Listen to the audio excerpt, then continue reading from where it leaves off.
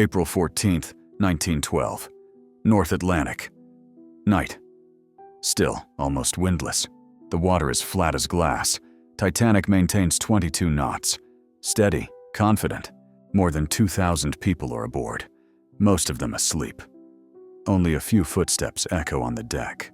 On the bridge, officers watch the horizon. The darkness is heavy. No visible moonlight. The temperature drops close to freezing. The ocean is silent. Titanic, the pride of its age. Newspapers called her unsinkable, double bottom, watertight compartments, the largest ship in the world, a symbol of progress and faith in safety. Above, chandeliers, music, first-class luxury. Below, luggage, coal, cargo. Different lives. One ship. People believed technology made the world safer. That disaster belonged to the past. Yet there were other voices. Engineers and journalists who saw weaknesses. Warnings existed before the voyage even began. Tonight, no one expects danger. Lookouts scan the sea, but the water seems empty. In less than 2 hours, a chain of decisions will meet reality. But for now, silence. Early 1900s. A century driven by machines. Electricity spreads. Factories grow. Telegraph lines span oceans. Technology promises progress. Fast, confident, unstoppable. Transatlantic travel becomes a competition. Two giants lead the race. Cunard Line, known for speed. White Star Line, planning a different strategy. White Star didn't want to be the fastest. They wanted to be the most impressive. Bigger, quieter, more luxurious. So the Olympic-class program was born. 3 sister ships, built to redefine ocean travel. Titanic becomes the crown jewel. For first-class passengers, Titanic wasn't transport. It was a floating hotel. Restaurants, smoking lounges, marble staircases, even a swimming pool. Newspapers praised her size, her comfort, her safety. Confidence sold tickets, and confidence became part of the brand. Titanic had watertight compartments and a double bottom. Engineering for peace of mind. Enough to survive moderate damage. On paper. But compartments didn't reach the upper deck. Water could spill over, like steps in a staircase. A theoretical flaw, known long before the maiden voyage. Titanic carried lifeboats for about half the people on board. Legally sufficient. Practically, not even close. A few engineers and journalists noticed risks. They questioned the unsinkable idea. But concerns rarely slow down ambition. White Star Line needed a symbol. A ship that projected power, luxury, and progress. Titanic delivered exactly that, whether it was ready or not. Prestige was the priority. Caution, optional. And when risk meets confidence, history remembers the result. Titanic was built as a technological marvel. A ship with a double bottom and 16 watertight compartments, designed to stay afloat even if several flooded. On paper, it looked safe, reliable, modern. The bulkheads were strong, but they didn't extend all the way to the top deck. If enough compartments filled with water, it could spill over, like steps in a staircase. A flaw considered unlikely at the time. This limitation wasn't a secret to designers, but the public narrative was different. Brochures and newspapers hinted at an unsinkable ship. The confidence was not science, it was marketing. The steel plates of Titanic's hull were thick and impressive, but later, analysis showed something unexpected. In cold water, the steel could become brittle, less flexible under stress. Many of the hull rivets were made of lower-grade iron, strong enough for normal conditions, but weaker under extreme force. Not a disaster alone, but a reduced safety margin. Titanic carried lifeboats for only about half the people on board. Not an oversight. It met regulations of the time. Lifeboats were seen as transport, not as survival. Some questioned this before the maiden voyage. Why not add more boats? The answer was practical. More boats meant less space, less elegance, And a ship meant to impress, not to look cautious. Engineers and journalists raised concerns. Not loudly, but enough to be heard by those who looked closely. Yet, in an age of progress and pride, caution rarely won attention.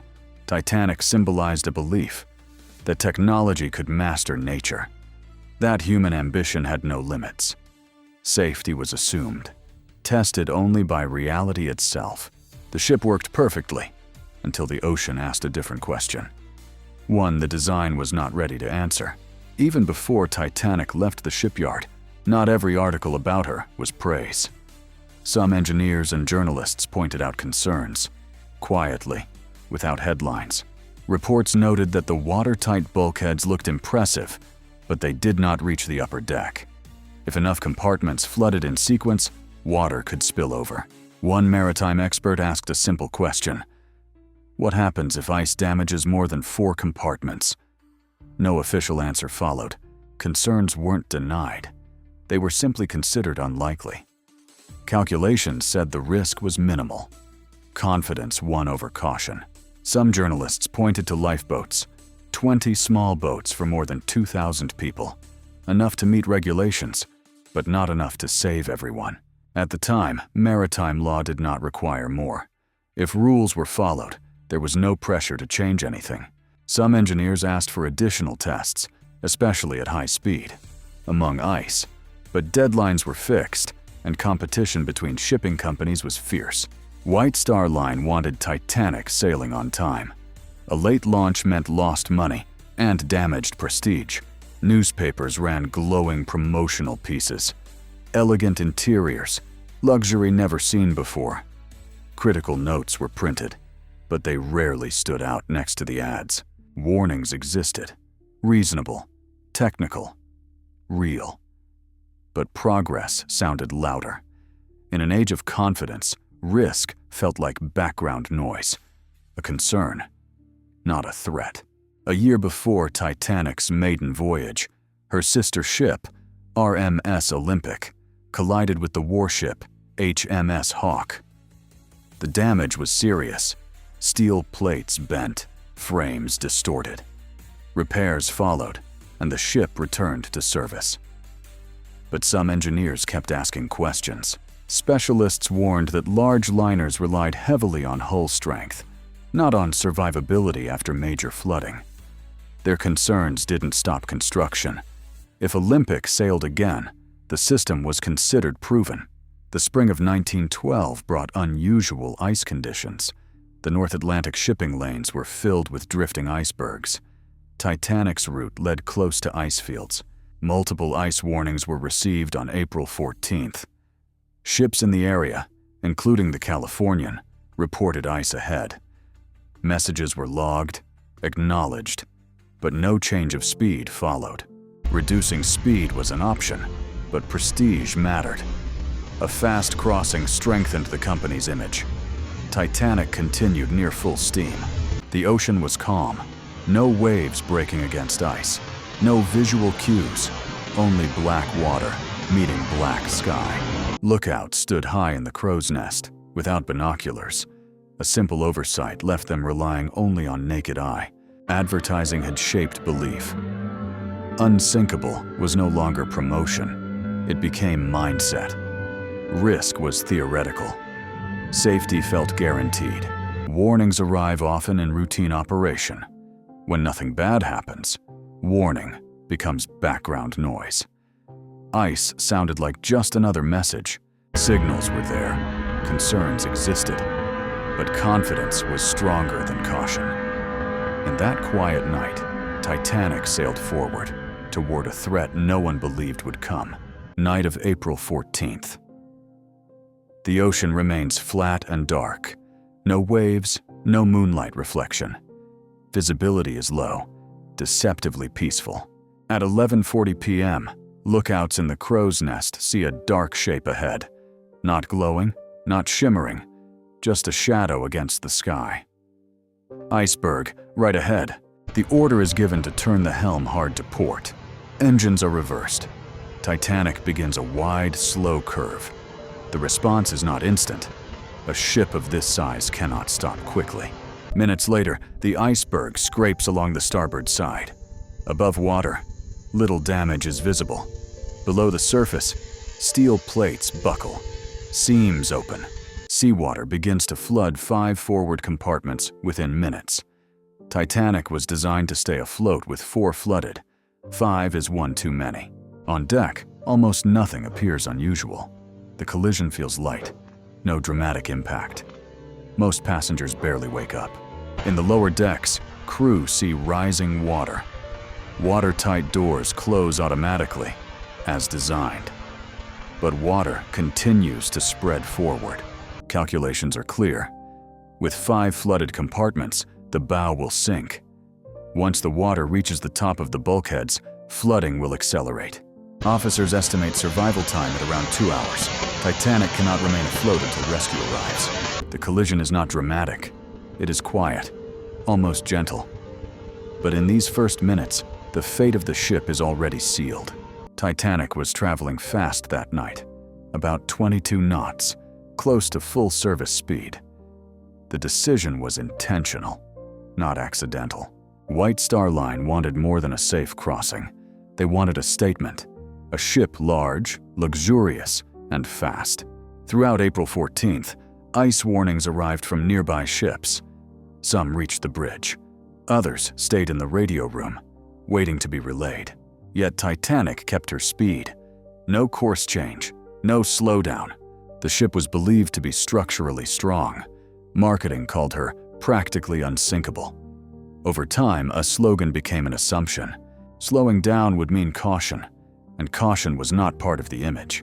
Titanic represented progress, confidence, modern engineering. Inside the system, the logic was simple. Stay on schedule, meet expectations, prove reliability. No single choice looked reckless. Engineering is built on caution. Operations are built on performance. On Titanic, performance won. Rivets, bulkheads, lifeboat regulations, speed, ice warnings. None alone doomed the ship. But together, they formed a chain that only needed one weak link to break. When design vulnerability met high speed and low caution, risk stopped being theory. It became outcome. Titanic carried over 2,000 people. Lifeboats, enough for about half. They met legal requirements, but not real evacuation needs. As water filled the lower compartments, orders were given. Prepare the lifeboats. There is no panic. Many passengers believe the ship cannot sink. Some return to cabins to dress, convinced they'll be back soon. The band continues to play. Conversation mixes with distant violin notes. The atmosphere feels wrong, calm, almost peaceful. The first boats are lowered with only 30 people on board, though each could hold more than 60. To many, a small boat in freezing water feels less safe than standing on a massive steel ship. Fear delays evacuation. The rule is women and children first. But no unified instructions exist. Some officers enforce strictly. Others allow men aboard to avoid empty seats. Different decks evacuate at different speeds. Some boats leave early. Some stay too long, waiting for passengers who never come. As the bow sinks lower, doubt becomes fear. People rush toward lifeboats, many now already gone. Too few lifeboats was not bad luck. It was a decision, based on outdated standards and confidence that rescue ships would always be nearby. Tonight, none were. After Titanic sank, investigations began almost immediately. A tragedy of this scale demanded answers. 2 major inquiries were launched: a British Board of Trade investigation and U.S. Senate hearings in Washington. Survivors, officers, engineers, and company representatives testified. For weeks, every decision was questioned. Ice warnings, lifeboat capacity, bulkhead design, evacuation procedures. All were examined in detail. Both commissions concluded the same. There were not enough lifeboats for everyone on board. A legal standard, but not a safe one. New rules were introduced. Lifeboats for every soul on board, mandatory evacuation drills, and trained crew for launch procedures. Radio rooms could no longer shut down at night. Continuous watch became a requirement, and ships were required to pass ice warnings to each other. An international ice patrol was established to track iceberg movements in the North Atlantic. Titanic became a turning point in maritime safety. Designs changed, procedures changed, culture changed. Eventually, rules grew stricter, but only after the disaster. Warnings became regulations, only when too late. The Titanic disaster didn't appear out of nowhere. Engineers and journalists had questioned the design years before the maiden voyage. Concerns existed, but they weren't treated as urgent. In the early 1900s, technology was progress. If a ship sailed safely once, it was considered safe. If a flaw didn't cause failure, it slowly stopped being seen as a flaw. Risk became routine. No disaster meant the system was working. Warnings turned into background noise. When nothing goes wrong, caution looks unnecessary, until the moment it's needed, and it's already too late. This pattern isn't unique to Titanic. Engineers warned NASA about Challenger O-rings before launch. Columbia received impact damage reports years before disaster. Pilots raised concerns about Boeing 737 MAX long before two crashes. Risk is invisible until it isn't. A flaw is easy to ignore while everything still works. Titanic was not doomed by steel or ice alone, but by a belief that safety was guaranteed. Warnings existed. They just weren't enough to change decisions. The sinking of Titanic was not only a collision with ice, it was a collision between confidence and reality, between engineering limits and human belief in perfection. Steel, bulkheads, rivets, they matter. But safety is not built only from metal. It is built from decisions, from doubt, from the willingness to listen when someone says, "This might fail." Warnings were given. Concerns were voiced. They simply weren't enough to change the course. Disasters rarely arrive suddenly. They grow quietly, decision by decision, shortcut by shortcut, until one night, one impact, makes everything visible. More than a century has passed. Technology changed. Regulations improved. But the core question remains: when does risk stop being acceptable? And who decides that it's still safe to continue?